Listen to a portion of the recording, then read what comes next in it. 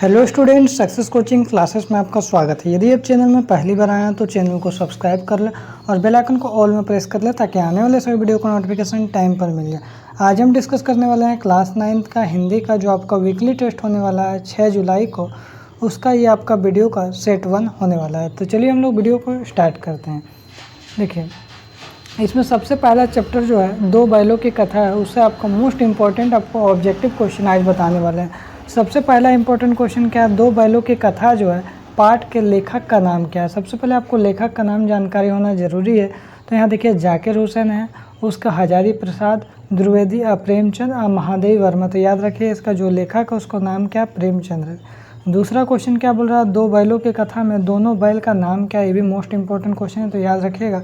सोना चांदी तो होगा नहीं, जय विजय भी नहीं होगा, क्या होगा, हीरा मोती इसका बिल्कुल राइट आंसर हो जाएगा। आगे यदि हम लोग देखते हैं, हीरा और मोती के स्वामी का नाम मतलब मालिक का नाम क्या था, क्या झूरी, मूरी, हरी या गया। तो याद रखिए इसका राइट आंसर क्या हो जाएगा, हमारा झूरी था। हीरा और मोती का जो स्वामी का नाम क्या था, तो याद रखिएगा झूरी था। आगे अगर देखते हैं क्वेश्चन नंबर 4 क्या बोल रहा है, दो बैलों की कथा है, किस प्रकार का पाठ है। यहाँ पाठ पूछा है किस प्रकार का, क्या एकांकी है, कहानी है, यात्रा वृत्तांत है या आत्मकथा है। तो याद रखिएगा ये क्या है, कहानी है। दो बैलों की कथा क्या है, कहानी है। ठीक है, आगे यदि हम लोग देखते हैं क्वेश्चन नंबर 5 क्या बोल रहा है, गधे का छोटा भाई किसे कहा जाता है, गाय को, घोड़ा को, बैल को या बकरी को। तो याद रखिएगा गधे का जो छोटा भाई किसको, बैल को हम लोग क्या बोलते हैं, गधे का छोटा भाई बोलते हैं। ठीक है, उसके बाद देखिए किसको गधा बोला जाता है, क्या बुद्धिमान को बोला जाता है, मंदबुद्धि को बोला जाता है या मूर्ख को या चालाक को। तो याद रखिएगा जो गधा बोलते हैं हम लोग मूर्ख व्यक्ति को हम लोग यूज करते हैं गधा कहेगा।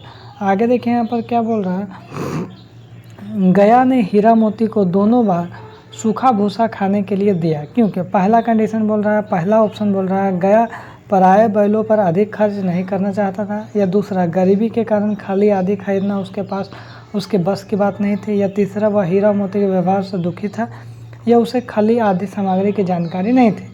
तो याद रखिएगा गया ने जो हीरा और मोती को जो बार बार भूसा खाना खिलाने के कारण क्या था, तो याद रखिएगा वह हीरा और मोती के व्यवहार से दुखी था। ऑप्शन नंबर सी क्या हो जाएगा, बिल्कुल राइट आंसर हो जाएगा। आगे देखिए दहियल व्यक्ति कौन था, बैल को खरीदने वाला, बैल को चराने वाला या बैल को बांधने वाला, इनमें से कोई नहीं। तो याद रखिए दहियल व्यक्ति जो उसमें आया था कहानी में, तो याद रखिए बैलों को कौन था, खरीदने वाला था। आगे यदि हम लोग देखते हैं क्वेश्चन नंबर 9 को अगर हम लोग देखते हैं तो बोल रहा प्रेमचंद ने जानवरों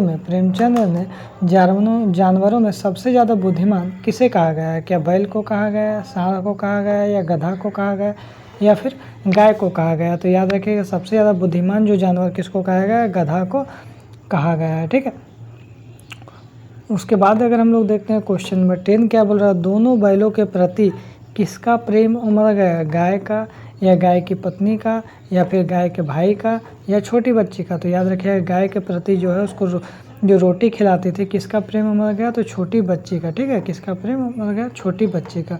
आगे यदि हम लोग देखते हैं, दोनों बैल अपने नए स्थान गया के घर पर किस समय पहुंचे थे।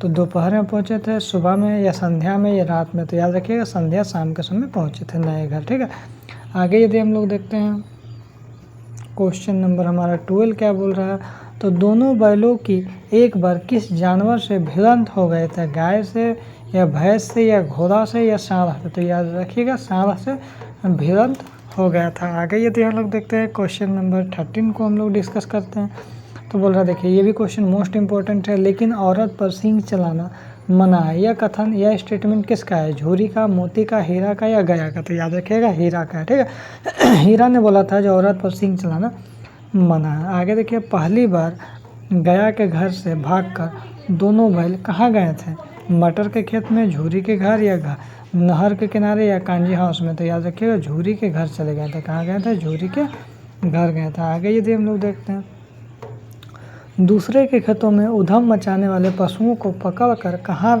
रखा जाता था। मान लीजिए कोई दूसरे के खेत में अगर कोई उधम मचा रहा है कोई पशु, तो उसको पकड़ लेते हैं, उसको कहाँ रखते हैं, कांजी हाउस में, जेल में या बाड़े में या खेत में। तो याद रखिए कहाँ रखते हैं, कांजी हाउस में रखते हैं। कहाँ पे रखते हैं, कांजी हाउस। ठीक है, उसके बाद अगर हम लोग देखते हैं क्वेश्चन नंबर 16 क्या बोल रहा है, दोनों बैलों के बीच कैसा संबंध था, झगड़ालू संबंध था, मधुर प्रेम का था, भाईचारे का था, इनमें से कोई नहीं। तो याद रखिएगा दोनों बैलों के बीच जो संबंध था मधुर प्रेम का संबंध था। ठीक है, ऑप्शन नंबर टू बिल्कुल राइट आंसर हो जाएगा। आगे यदि हम लोग देखते हैं, अपने मालिक के यहाँ बैल रात को कहाँ पर बांधे जाते थे? क्या नाद पर, घर पर, चरनी पर या बाड़े पर? तो याद रखिए कहाँ पर बांधते थे? चरनी पर बांधते थे। आगे यदि हम लोग देखते हैं, क्वेश्चन नंबर 18 क्या बोल रहा है? दोनों ने अपनी मुख भाषा में सलाह की कि एक दूसरे के कनखियों से देखा और लेट गए। यह पंक्ति किस प्रकार का पाठ है? दो बैलों की कथा, सांवले सपनों की याद, लहसा की ओर, इनमें से कोई नहीं। तो याद रखिएगा दो बैलों की कथा हो जाएगा। आगे ये तो हम लोग देखते हैं, क्वेश्चन नंबर 19 क्या बोल रहा है? नहीं, हमारी जाति का यह धर्म नहीं है। यह पंक्ति किस पाठ से लिया गया? लहसा की ओर, सांवले सपने की याद, दोनों बैलों की कथा या इनमें से कोई नहीं। तो याद रखिएगा दोनों बैलों की कथा से। आगे देखिए क्या बोल रहा है 20 नंबर, इसलिए कि हम जानते हैं इसलिए कि हम इतने सीधे हैं। यह पंक्ति किस पाठ से लिया गया? दो बैलों की कथा, सांवले सपनों की याद, लहसा की और इनमें से कोई नहीं। तो याद रखिए इसका राइट आंसर हो जाएगा दो बैलों की कथा हो जाएगा। ठीक है, उसके बाद आप हमारे व्हाट्सअप चैनल में अगर आप हमसे जुड़ना चाहते हैं या टेलीग्राम में अगर हम आपसे जुड़ना चाहते हैं तो आप हमारा डिस्क्रिप्शन में लिंक मिलेगा। आप व्हाट्सअप चैनल में और टेलीग्राम में आप ज्वाइन हो जाइएगा। फिर मिलते हैं हम लोग नेक्स्ट वीडियो में।